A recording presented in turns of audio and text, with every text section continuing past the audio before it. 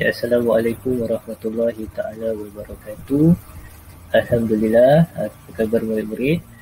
Kita harapkan semua dalam keadaan yang sihat dan sentiasa dilindungi oleh Allah Subhanahu wa ta'ala. Alhamdulillah, hari ini kita akan sambung untuk sesi PDPR kita, iaitu mata pelajaran jenayat. Mata pelajaran jenayat darjah 6. InsyaAllah sebelum kita mulakan, akan membacakan doa belajar terlebih dahulu. Bismillahirrahmanirrahim. Allahumma aftah alaina hikmataka wa ishfir alaina bil khazaini rahmatika ya arhamar rahimin. Rabbi shrah li sadri wa yassir li amri wahlul 'uqdatam min lisani yafqahu qawli. Rabbana zidna ilman warzuqna fahman. Sallallahu alaihi sayyidina Muhammad wa ala alihi wa sahbihi wa baraka wa salam. Alhamdulillahi rabbil alamin. Okey, kita akan sambung untuk tajuk yang seterusnya, iaitu pelajaran yang ketiga. Boleh buka halaman di dalam buku teks awak, iaitu muka surat yang ke-17. Muka surat 17. Okey, hari ini kita akan sambung untuk tajuk dinamakan di situ Al-Bughah. Al-Bughah. Al-Bughah ni apa? Nama bagi maksud pemberontak. Jadi hari ini kita akan belajar tentang pemberontak ataupun namanya Al-Bughah. Bughah. Okey. Kita tengok apa maksud pemberontak. Okay. Pemberontak adalah bermaksud Al-Bughah dari segi bahasa bermaksud pelampau yang melampaui batas. Yang melampaui batas. Itu melampau terlupa waw. Melampaui batas. Okey, maksudnya dekat sini dekat dalam dunia ni ada namanya pemberontak. Kita sering dengarkan. Biasanya kita gunakan perkataan memberontak. Biasa memberontak ni dia akan menentang sesuatu perkara. Sebab itu dari segi bahasa bughah maksudnya pelampau yang melampaui batas kehidupan. Kalau tengok dalam buku teks, batas kehidupan sehingga dianggap satu kezaliman kepada orang lain. Contohnya dia tak setuju tentang sesuatu perkara, maka dia akan buat sesuatu perkara yang melampau. Kadang-kadang kita sendiri pun ada sikap memberontak. Contohnya macam kita, macam awak tak dapat sesuatu kan, contoh macam minta nak beli jajan ke kan, mak tak bagi, kadang-kadang kita memberontak. Okay. Jadi itu tidak sampai ke tahap bughah lah. Kita tengok maksud dari segi istilah ialah Al-Bughah, kumpulan orang Islam yang menentang pemimpin muslimin dan melakukan pemberontakan dan enggan mematuhi peraturan, sama ada yang berkaitan hak Allah ataupun hak manusia. Yang berkaitan dengan hak Allah ataupun manusia. Jadi Al-Bughah ni maksud dari segi istilah ada 3 kat sini. Yang pertama dia cakap apa? Kumpulan orang Islam yang menentang pemimpin muslimin. Ini nak tujukan kepada kita ni, kumpulan orang Islam tentang pemimpin yang orang Islam.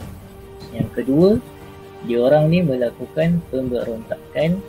Dan yang ketiga, enggan mematuhi peraturan, sama ada undang-undang berkaitan dengan hak Allah ataupun juga hak manusia. Contoh macam hak Allah tu, dia tak nak ikut undang-undang yang macam kita solat 5 waktu. Contoh pemerintah kata orang Islam wajib solat 5 waktu solat Jumaat.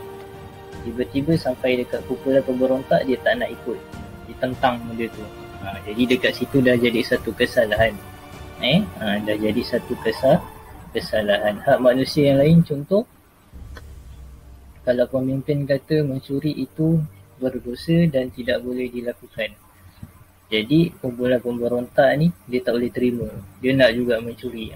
Jadi itu dah salah. Dah salah dari segi undang-undang. Okey.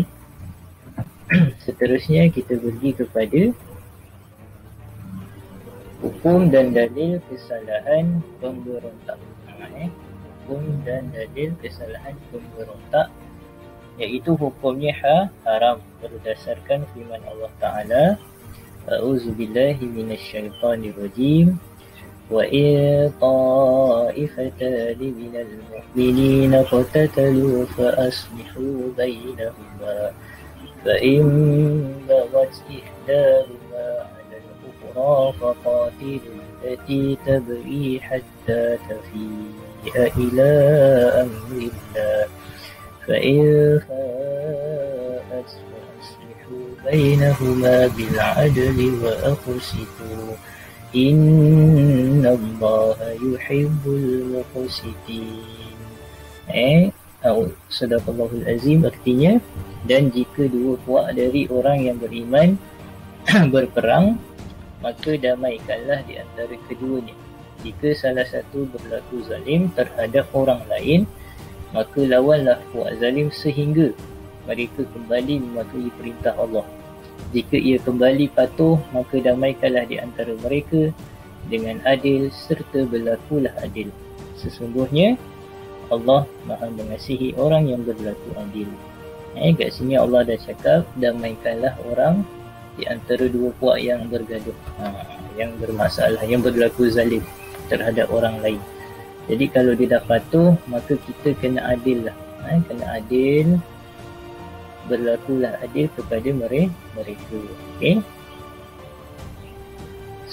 Seterusnya dekat muka surat 18 ada hadis kat bawah tu kan, man kharaja bila ta'ati wa faraqal jama'ata famatama tamaitatal jahiliyah. Maksudnya siapa yang tidak taat kepada pemimpin Islam dan keluar jemaah muslimin lalu matilah ia sebagai seorang yang jahiliyah.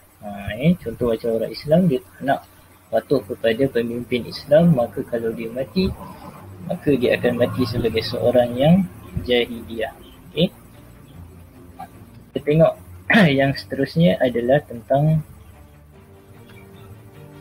ciri-ciri kesalahan memberontak.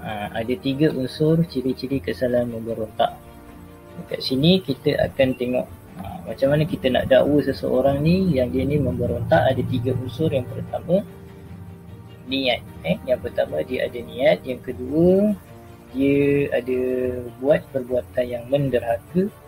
Yang ketiga, unsurnya adalah penggunaan kekuatan dan kekerasan. Okey, ini 3 unsur kesalahan memberontak yang boleh kita dakwa. Okay, kita tengok satu persatu dulu huraiannya. Kita pergi kepada niat. Okey, niat mestilah dia ni berniat melakukan pemberontakan dan menentang terhadap pemerintah Islam. Ataupun dalam buku tu bertujuan untuk menggulingkan, maksudnya menjatuhkan pemimpin Islam dan tidak mahu tunduk kepada pemerintah. Ia juga enggan melaksanakan kewajipan, dia tak nak melaksanakan kewajipan untuk mengikut undang-undang dan peraturan yang telah ditentukan pemerintah. Ni dia berniat, dia dah ada niat dah untuk melakukan pemberontakan dan tentangan terhadap pemerintah Islam. Seterusnya yang kedua, unsur yang kedua ialah perbuatan menderhaka. Okey, perbuatan menderhaka ni contohnya menentang pemerintah ataupun dia ni berusaha untuk menjatuhkan pemimpin, tidak mematuhi perintah atau undang-undang yang dikuatkuasakan dan tidak melaksanakan kewajipan yang mereka anggap itu adalah maksiat. Contoh, kalau kata pemimpin kita kata haram minum arak, maka haramlah. Tapi mereka ni pemberontak ni tak nak ikut, maka mereka sebabnya mereka menganggap peraturan itu adalah maksiat. Itu pun dah salah. Pemberontakan ini ditujukan kepada pemerintahan Islam yang adil. Ini saya highlightkan kat situ, yang adil. Maksudnya kita tak boleh nak memberontak untuk pemerintahan Islam yang adil. Kalau tak adil, itu lain cerita. Kita boleh buat sesuatu kepada pemerintahan yang tidak adil.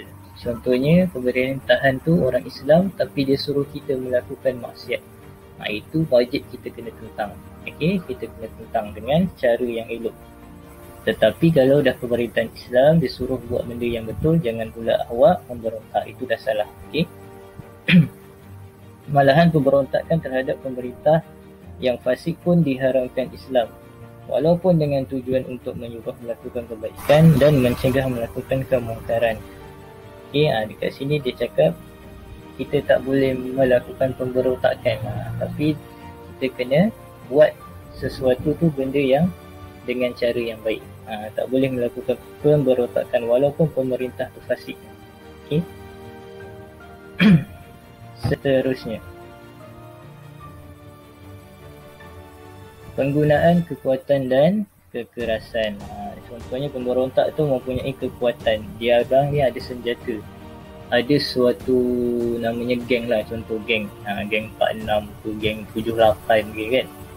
Mereka ni ada suatu pasukan mempunyai pelbagai senjata ataupun tentera yang boleh akhirnya mengganggu juga ketenteraman negara. Ini bahaya. Kalau kita biarkan makin lama kelamaan dia boleh mengganggu kita punya ketenteraman negara. Itu bahaya. Okay, tapi kalau macam awak ada pasukan awak kan, basikal lajak tu tak ada masalah lah. Itu tak ada kena.